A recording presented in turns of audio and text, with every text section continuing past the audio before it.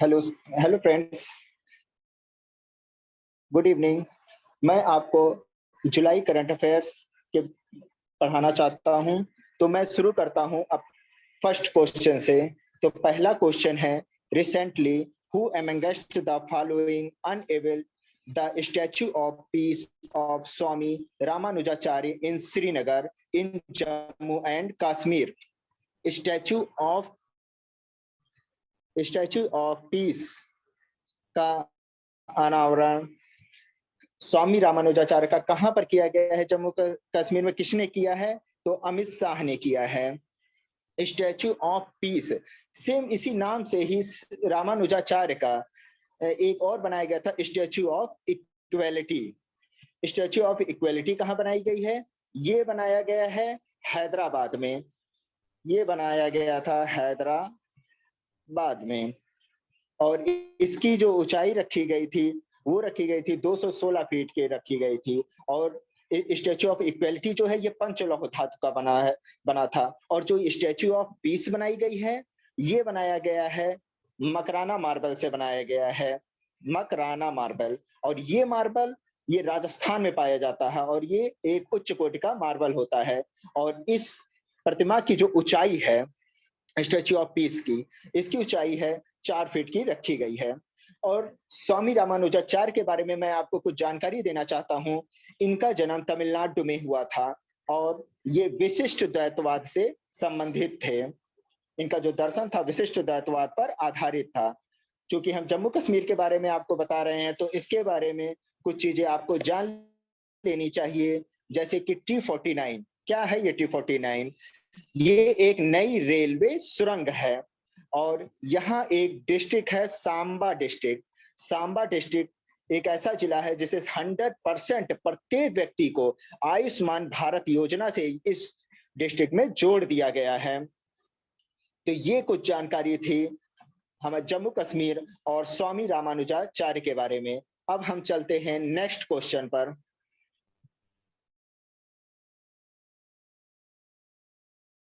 Next question है, Kharchi Puja is celebrated in which of the states? Kharchi Puja ये कहां मनाया जाता है? ये मनाया जाता है त्रिपुरा में। पहले हम आपको बता देना चाहते हैं कि करची पूजा होता क्या है। करची पूजा एक भूमि पूजा होती है और इसमें भूमि को एक माँ के समान दर्जा देकर त्रिपुरा के जो वहाँ के लोग हैं उस भूमि को पूजते हैं। भूमि को हर जगह माँ के ही दर्जा दिया जाता है। कुछ लोग उसे कामाख्या माँ की तरह उनको पूजा जाता है। और इस करची पूजा में बकरी और कबूतर की बलि दी जाती है। क्योंकि हम त्रिपुरा के बारे में बात कर रहे हैं तो त्रिपुरा के बारे में आप लोगों को कुछ चीजें जान लेनी चाहिए। जैसे कि भारत का पहला बैम्बू विलेज जो है ये त्रिपुरा में ही बनाया गया है। कहां पर बना है? ये कट्टामारा में बनाया गया है। कट्टामारा में बनाया गया है। दूसरा पॉइंट, यहां पर एक मोबाइल ऐप लॉन्च किया गया है जिसका नाम रखा गया है वन अधिकार। वन अधिकार, जैसा कि आप नाम पर ही जा रहे हैं, वनों के संरक्षण से संबंधित है, उसके अधिकार देने से संबंधित है ताकि वहां के जो जनजाति लोग हैं वनों को इस्तेमाल कर सकें और उसके संरक्षण के बारे में उनको जानकारी दी जाएगी। नीर महल, इसके बारे नीर महल में आपने सुना होगा त्रिपुरा का एक बहुत ही फेमस लेक है जिसका नाम क्या है? रुद्र सागर। रुद्र सागर। रुद्र सागर लेक नीर महल में ही बनाया गया है। और वाइल्ड लाइफ सेंचुरी के बारे में अगर बात की जाए तो त्रिपुरा में 3 वाइल्ड लाइफ सेंचुरी हैं, रोआ, गुमटी और तृष्णा वाइल्ड लाइफ सेंचुरी। और यहाँ का जो नेशनल पार्क है वो है क्लाउडेड लेपर्ड नेशनल पार्क है। और त्रिपुरा की राजधानी क्या है? अगरतला। त्रिपुरा की राजधानी अगरतला का जो एयरपोर्ट है उसका नाम महाराजा वीर विक्रम माणिक्य किशोर एयरपोर्ट रखा गया है। महाराजा वीर विक्रम माणिक्य किशोर रखा गया है, एयरपोर्ट रखा गया है। तो ये कुछ जानकारी थी करची पूजा और त्रिपुरा के बारे में। अब हम चलते हैं नेक्स्ट क्वेश्चन पर।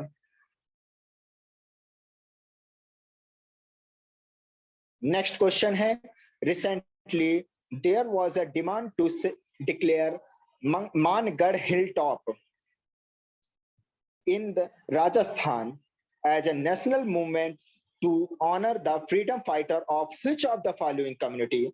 तो ये किस कम्युनिटी के ऑनर में ये मानगढ़ हिल टॉप पर बनाया गया है? ये जो मॉन्यूमेंट बनाया जा रहा है वो भील कम्युनिटी के ऑनर में बनाया गया है।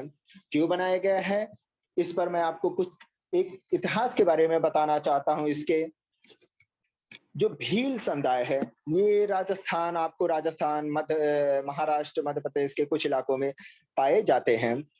1913 के टाइम में अंग्रेज ने 1500 भील समुदायों पर गोली चलवा दी थी, जिसकी वजह से ये 1500 भील समुदाय जो है ये मारे गए थे, शहीद हो गए थे।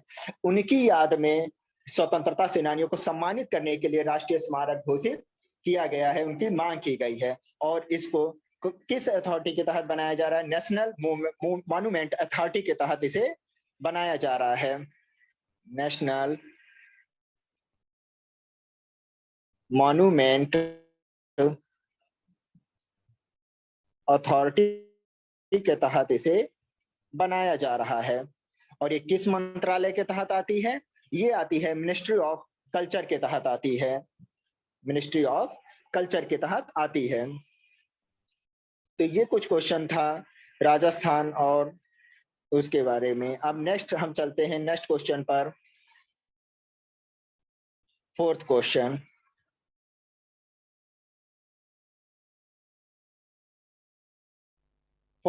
है recently Kautilya economic conclave TEC was organized in Delhi by Union Minister of Finance. Which of the following institution?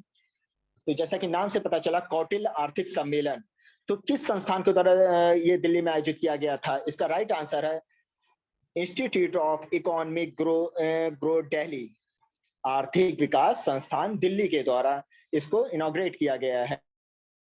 Kautilya कौन है? ये कौटिल्य का दो अन्य नाम है, आपने सुना होगा, एक चाणक्य और इनको विष्णुगुप्त के नाम से भी जाना जाता है।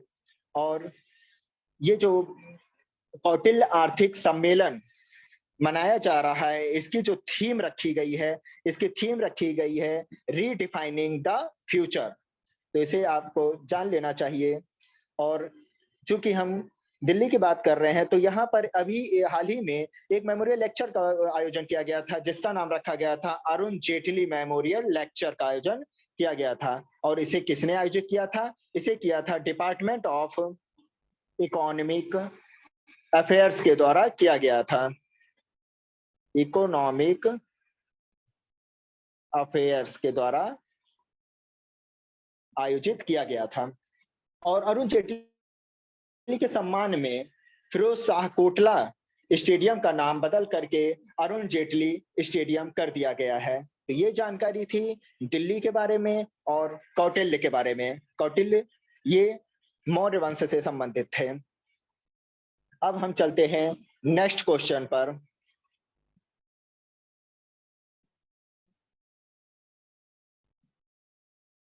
नेक्स्ट क्वेश्चन है recently India has been elected as a member of Intergovernmental Committee of UNESCO 2003 Conversation for the Safeguard of Integral Cultural Heritage of 2022 to 2026 cycle.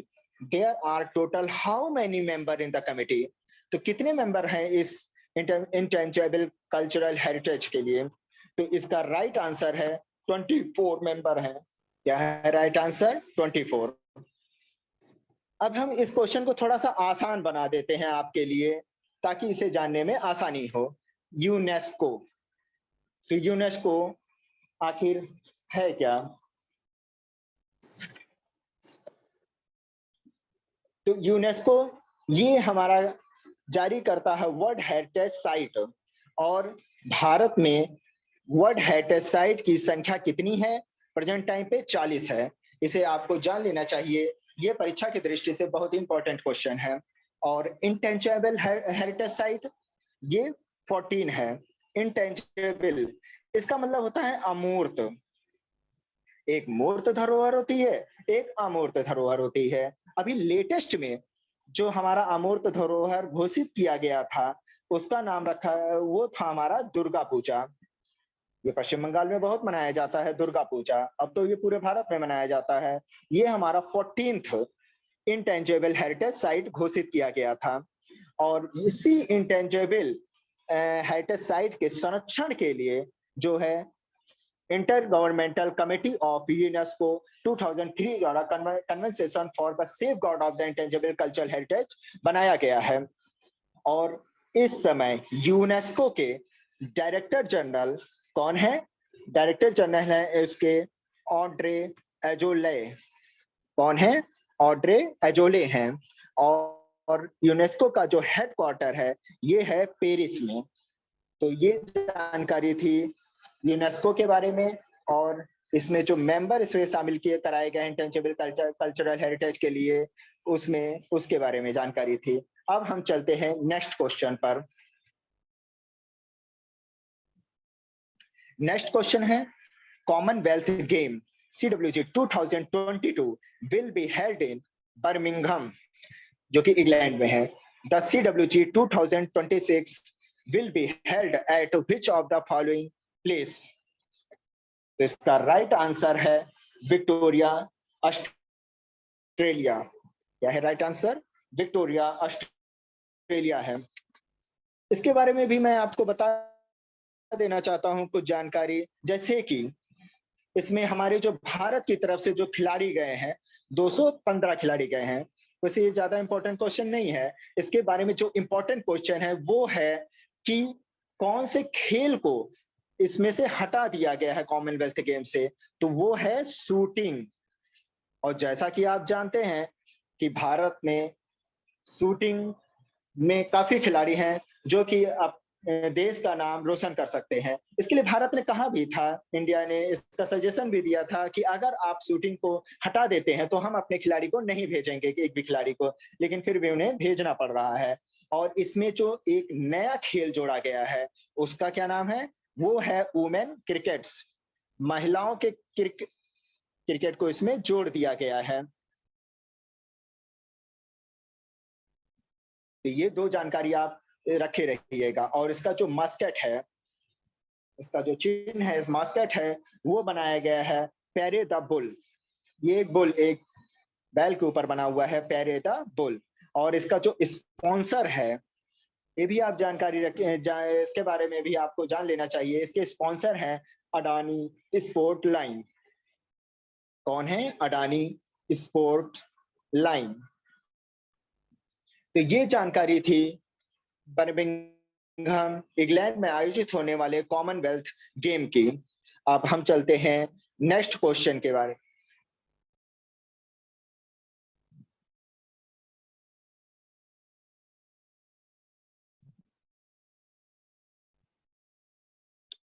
Next question है recently which Indian American was ranked 15th in the annual Forbes America's richest self-made women list? Self-made, इसके बारे में आपको जान लेना चाहिए। Self-made women list की ऐसी महिला जिसने अपने दम पर अपनी एक नई मुकाम हासिल की है और उसने समाज में अपने को एक नया स्थान दिया है। तो वो कौन सी महिला है? वो है जयश्री उलाला। उनका नाम है जयश्री उलाला। इसके बारे में और कुछ जानकारी आपको जान लेना चाहिए। जयश्री उलाला की जो कंपनी का नाम है उसका नाम है अरिस्टा नेटवर्क। और इसमें जो पहला स्थान जिसको मिला हुआ है वो थी डाइनी हेंड्रिक। क्या नाम है उनका? डाइनी हेंड्रिक। तो हम चलते हैं नेक्स्ट क्वेश्चन पर। अब नेक्स्ट 8वां क्वेश्चन है recently the African union celebrated it's 20th anniversary of its establishment. There are total how many member states of the African Union?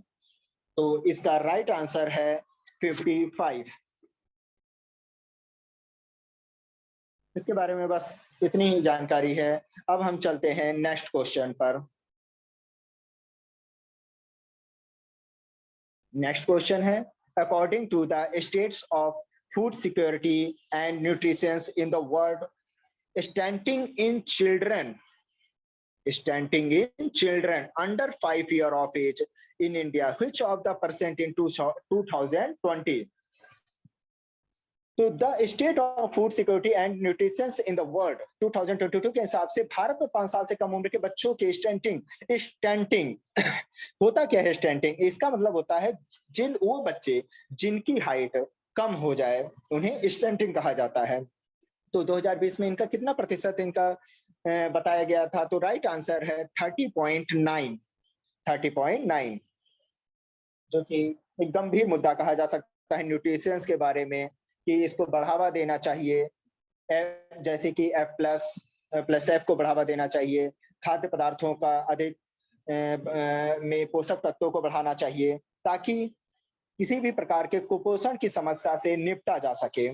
और आपको एक जानकारी और देना चाहते हैं हम कि भारत में जो एनीमिया से ग्रस्त महिलाओं की संख्या है, एनीमिया से ग्रस्त महिलाओं की संख्या जिनकी आयु 15 से 49 वर्ष की है, 15 to 49 वर्ष है, ईयर है, वो कितने परसेंट है? वो 53% है। 15 to 49 ईयर की ऐसी महिलाएं जो एनीमिया से ग्रस्त है वो 53% है, जो कि एक गंभीर मुद्दा है। और इस पर हमारी जानकारी के हिसाब से तो चर्चा का ये विषय है कि भारत जैसे जो कि एक विकास के देश तरफ बढ़ रहा है, वहां पर कुपोषण और एनीमिया जैसे समस्याओं से निपटने की अत्यंत आवश्यकता है। तो ये जानकारी थी हमारे पोषण के बारे में, स्टंटिंग के बारे में। अब हम चलते हैं नेक्स्ट क्वेश्चन पर। नेक्स्ट एंड लास्ट क्वेश्चन है हमारा, recently NATO allies signed of the accession protocol for the Sweden and Finland. Currently there are how many member of NATO? तो इसका राइट आंसर है 30। प्रेजेंट टाइम पे NATO में जो member है वो कितने हैं? 30 मेंबर है, लेकिन स्वीडन और फिनलैंड के जुड़ जाने के बाद ये संख्या हो जाएगी 32। चूंकि अभी जुड़े नहीं है, इस पर बात चल रही है, इनके जुड़ने के बाद 32 हो जाएगी। और नाटो का जो हेडक्वार्टर है ये है ब्रसेल्स में, बेल्जियम के ब्रसेल्स में। इसके बारे में मैं आपको एक जानकारी देना चाहता हूं। फिनलैंड और स्वीडन, फिनलैंड के नाटो से जुड़ जाने के बाद अब रसिया द्वारा इस पर अपने कभी भी हमला नहीं किया जा सकता है, क्योंकि अगर एक बार नाटो के किसी भी कंट्री पर हमला किया जाएगा तो सारे 30 मेंबर उस देश पर हमला करेंगे। लेकिन इसके बचाव के लिए भी रसिया ने अपने, जैसे कि कजाकिस्तान हो गया, तुर्कमेनिस्तान हो गया, उज्बेकिस्तान हो गया, इन सब ने भी मिलकर एक संगठन बनाया हुआ है जिसका नाम है CSTO, जिसका फुल फॉर्म है कलेक्टिव सिक्योरिटी ट्रीटी ऑर्गेनाइजेशन। और इसका मुख्यालय रखा है इन्होंने मॉस्को में, जो कि रशिया की राजधानी है।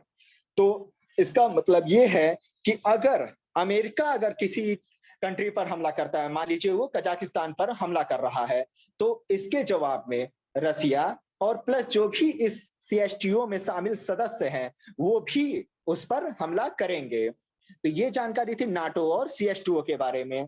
और फिनलैंड की इस समय की जो बनाई गई हैं हमारे प्रधानमंत्री, वहां की जो बनाई गई, सिलेक्ट की गई, इलेक्टेड की गई हैं, उनका नाम है सना मैरिना।